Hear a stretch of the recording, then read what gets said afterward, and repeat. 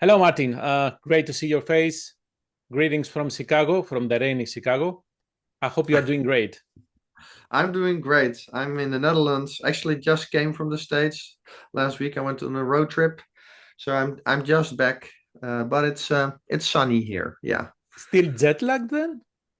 No, but I did have this nasty bug. So if I get a frog in my throat, then during Oh, this interview, then you know why. But I got some tea here, so I should be good. love the mug, love the t-shirt, love the background, man. It's amazing. Thank you so much. Thank you. Okay, enough with my silly chit chat. First of all, what was the motivation to release an EP?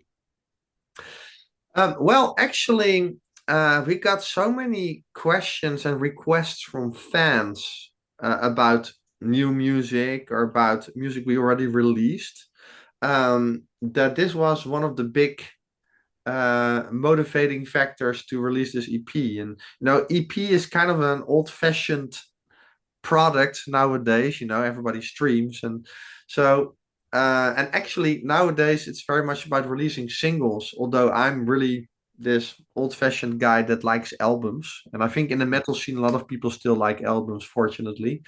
But I thought, yeah, if I release a single, why not make it in this deluxe kind of way and release an EP, and then we can also oblige with people's requests for music and put a lot of stuff in there.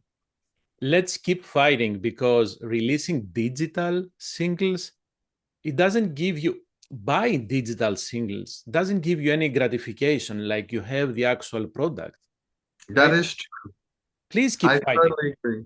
Yeah, I totally agree on that. Yeah. So did the band write and record the songs specifically for this EP, or were those from the Dark Water sessions? No, they weren't from the Dark Water sessions. They were really written after that. And actually, I didn't even at the time think about releasing this separately from a new album. But at a certain point when we had those songs and we had all that other material, I thought, wouldn't this be cool to do it like this? It's just a great release with stuff on there that people want to hear for a long time already, and have some new material already for fans that are asking for it as well. Also good for us when we go on tour that we have a release. So it's a lot of factors combined. And Yeah, so these songs were written after the album Dark Waters. Yeah. Okay, okay. Who did the mixing and mastering of the new song? Tom Muller. Tom Muller did the mixing, and it was the first time I worked with him. I heard of him through some colleague musicians, and he was a really nice guy, really flexible guy. He's from Germany, and I like trying out new people to work with. I'm also very loyal to with people I worked with in the past. So, for example, the one of the people that mixed Dark Waters is Jacob Hansen, and he already mixed our album April Rain, which is like decades back.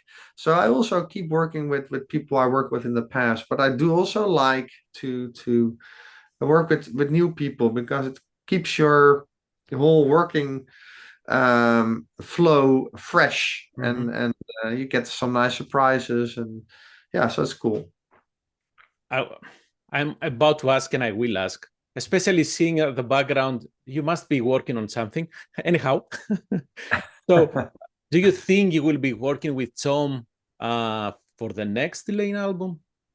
I didn't think about it actually. There's a big chance because I really liked what he did. Yeah, Okay, yeah. Why okay. do you ask? Honestly, seeing the monitor that you are mixing something, I was thinking that the band is already working on the full album. Therefore, he must be already working with the same people. I don't know, man. I'm trying to. Oh, well, the funny thing is, this is for a different project. This is Oh, actually for Eye of Melian, and this is a Metallica cover. So it's the Unforgiven. oh. Thank you for the spoiler. So yeah, we're working on that. So a lot of stuff, different things working on. Okay, okay. Speaking of different things, is it my idea or your synths sound more like synth, 80s synth in the synths in these two new songs? Yeah, you heard really well. Yeah, yeah, because I've been how do you say the 80s and the 90s is kind of my decades. Mm-hmm. And in the 80s, these synth sounds are very typical and kind of shaped me as a musician. And I kind of had them in previous records as well, but it was always mixed with orchestral elements in there. And this time I thought, okay, you know what? Let's only focus on the synth elements and let's keep the orchestral elements away for a change. So there's not a single string on there. It's only synths and of course, well, the rest, the guitars and the drums and the singing, but no orchestrations this time.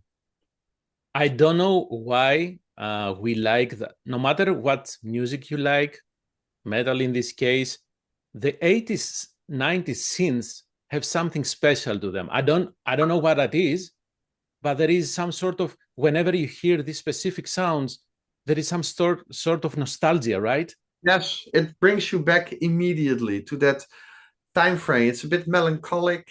It's nostalgia, and well, for example, a good example I have it here is Alan Parsons' project. Mm. Has a lot of these old-fashioned synth things in it, and it can be very cheesy at times, Alan Parsons, but it has very also these elements, and it's so 80s and perhaps even a little bit 70s there, but I love it. Yeah. Yeah, and you can see actually new movies, the way they are making movies right now, still they stick to the 80s and they like to have the same music. Yeah. It's good or bad.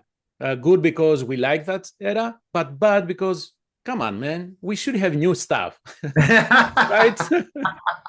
Yeah, that's true, but it should be added and not instead of, because it's already good and we need more extra new good stuff. Yes, yes.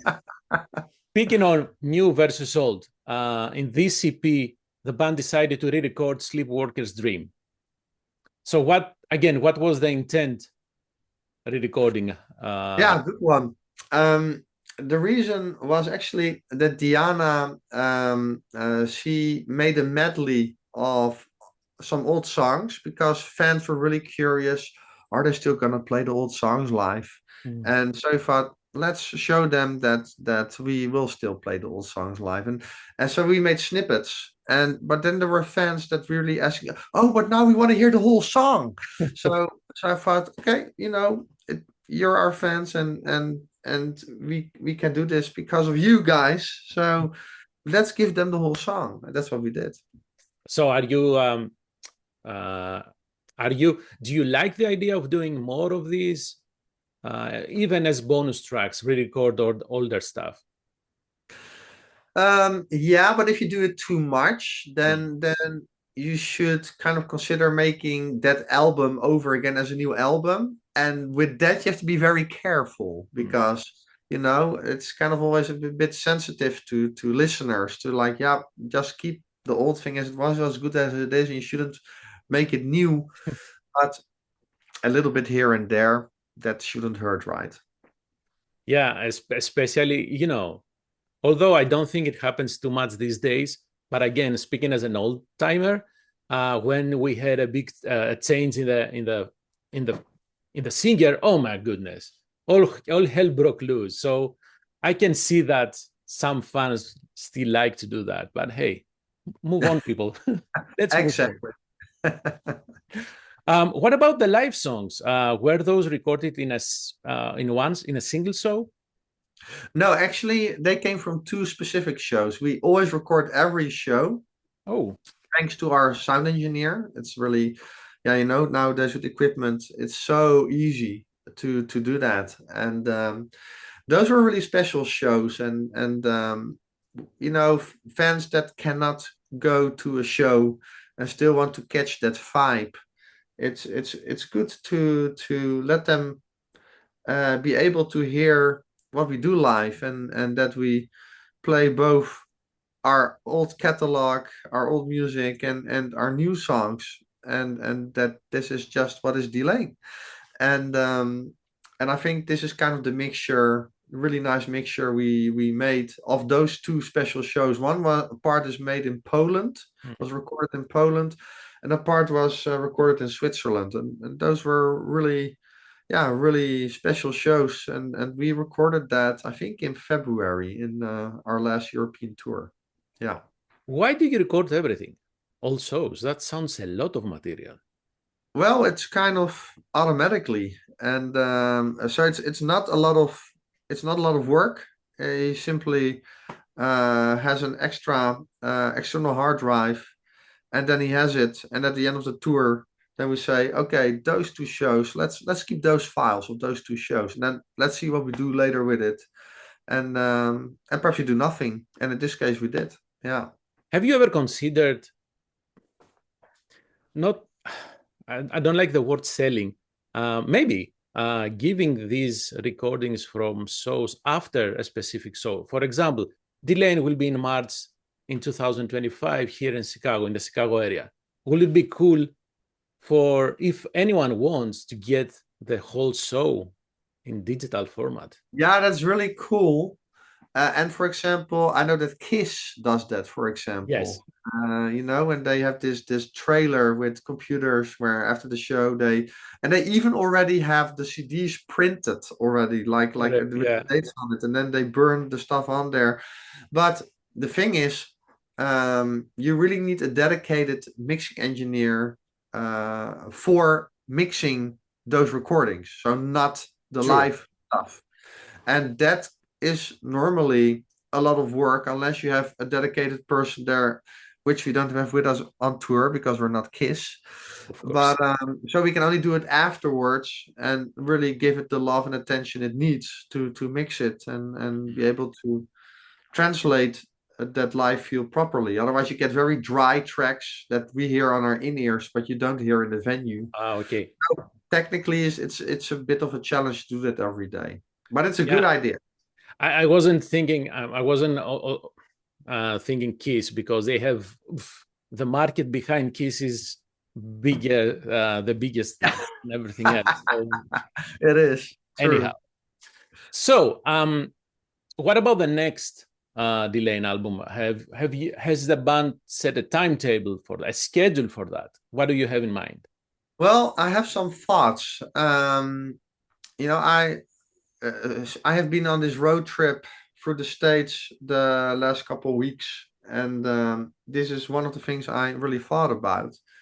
And 2026 is kind of a special year for us because it's 20 years ago since our debut album, Lucidity, came out. Wow. And Delay started as a project, so I'm kind of thinking about what to do next, how to approach this mark. So yeah, I have some ideas, but I don't want to spoil too many surprises yet, so that is for later. But I have an idea on how to approach this. Yeah. I said wow because I don't know why it seems that we have lost some almost a decade after the 2000. So 2006 for me, it's like yesterday. And you say, Delain celebrating 20th anniversary. Damn, that's a lot of time. Yes, it is. For me, Oh it's the man. same. Like 2006, yeah, that's a couple of years ago, but Yeah. no, it's a bit longer than that. Yeah. Geez. Okay, so I'm guessing that you will do something to celebrate the occasion, right? Yes. Yeah. It Okay, has to be a very special release, I think. Yeah. perfect. However, the next album will be the second one with Diana and Ludovico on the vocals. So, do you think after doing one album and a gazillion of shows that you have learned more of what their voices can do and therefore expand the sound of Delain? Well, I think, first of all, what they think they learned, because it's always easier from an outsider, in this case, me, to hear what they are capable of, even when they might not know. and they indeed did a lot of shows. So that also gives some experience, and therefore I also think there's more possible. But there's only one way to find out, and that is to try it out. So when I give the songs to them to sing on and to work on, see what happens. Yeah. So I'm kind of, as how do you say, anxious about it as other people are. Like, what will this bring? but in a good way. In a good In a way. good way. Yeah, yeah, yeah. No, absolutely. Yeah. In the live, some of the shows you had Paolo Ribaldini oof, to sing, guest sing. So, do you see working with him in the next? Oh, first of all, will he be joining the band in the upcoming live shows? He will join in January and also in the 70,000 tons cruise. Mm-hmm. He will not be joining the US tour simply because financially it's not possible to do that, because it would mean another person taking with us to the States, and giving him a bunk and some food, and also some fee so he can cover his rent at home. So that's not possible. But I definitely intend to keep working with him, and he is a lovely person, and he has an amazing voice, I think. And yeah, so if it's up to me, definitely. So, do you see working with him in the next Delain album too? Yeah, I think so. Yeah, yeah, I think so. Perfect. If he's willing, I have to ask him. So who knows? Let's If call I him live. behave. Let's call him right now. So you released the video for Dance with the Devil, and you have some very great optics. You had some kind of red paint, or was it blood? Supposed to be blood. Do you see the band using that in any capacity in the I got next? it here. There you go. Do you see using these visuals in the upcoming shows? Yes. Yeah, absolutely. Yeah, that was the idea. I don't know yet about the paint with the guys, but the mask, Diana was definitely intending to use it. And the paint would be cool too. But of course, we are not very good makeup artists, so we need some help with that. But it's definitely something that I would love to do, because we never did that before, and I like new things. Oh, okay. Yeah, makes sense. In the video, I think I see Ronald doing the growling vocals. Was he the one who recorded those for the song? No, no, he wasn't. You are No, faking this? it was he did it live, and he will do it live as well, because he's an excellent growler.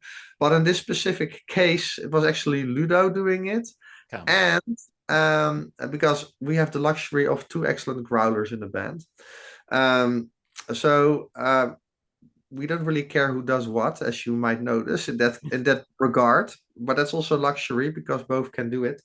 And also in this case, with the recording, we got some help from Diana's boyfriend, who's also a musician, because he also helped us with this track, and so he did growls on it as well. So it's both him and it's Ludo on it, yeah, together. So you are faking it live on the video, right?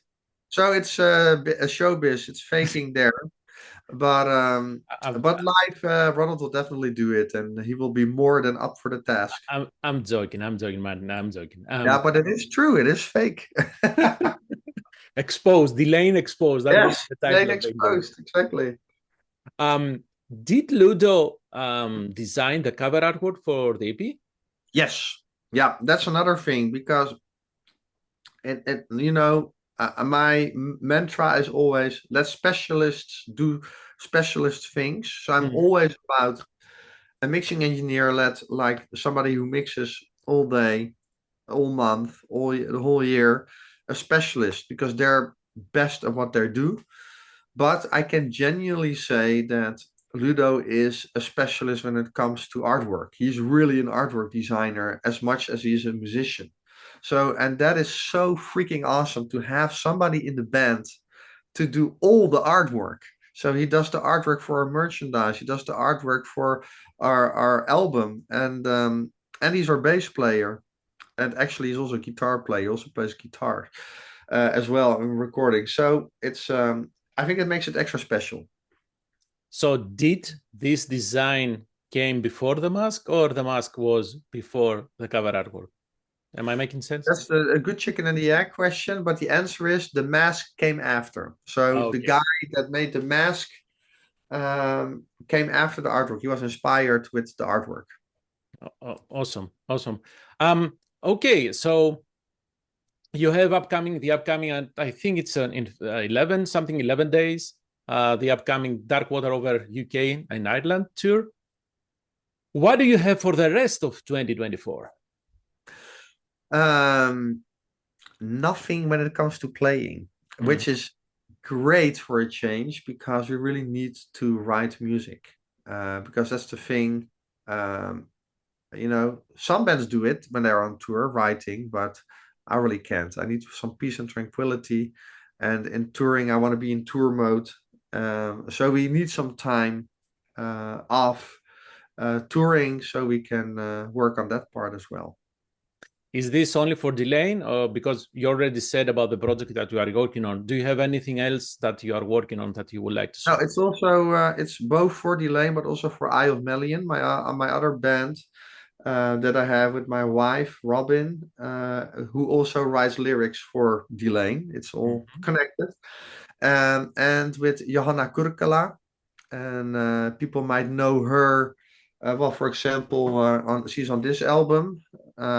I accidentally have it here. So that's Scrooge Thomas Holopainen. Um, she's on there. And Mikko Mustonen, he is a producer, but also an orchestral arranger who actually also did a lot of orchestra arranging with me for Delain. So again, everything is connected. Love that you have the CD signed, because I have the vinyl edition of that album signed. That's really cool. Yeah. Great minds think alike. Um, Yeah. so, as I said, in March 2025, you will crossing the Atlantic. And before that, you have 2 shows in the Netherlands. Will you be adding more before that, before the North US tour? No, it's really those two shows, and then the 70,000 tons of metal cruise, and then the American tour, because we really need to write. That's very important because, of course, every musician's ambition is that this album will be the best album ever written by me. So you will never hear a musician say, "Yeah, this is a good album, but the previous album was better." So, so we really want to take the time to To work write the on best record. I could make. Yeah, exactly.